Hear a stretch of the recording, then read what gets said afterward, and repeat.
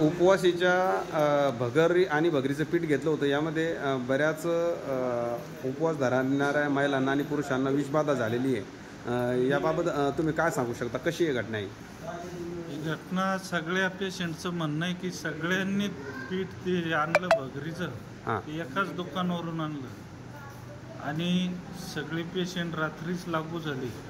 रात्री 12च्या नंतर सगळे पेशंट मग आपापल्या सोयीनं दवाखान्यात हजर केले.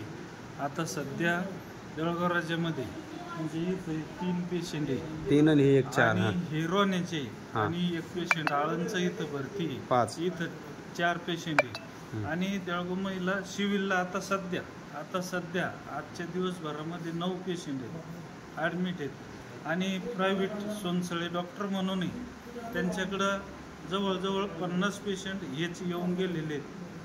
बरं. आणि आमची एक पुतणी मुंबईला राहते, तिने इथून पीठ पाठवलं होतं, ती पण तिकडं लागण झालेली.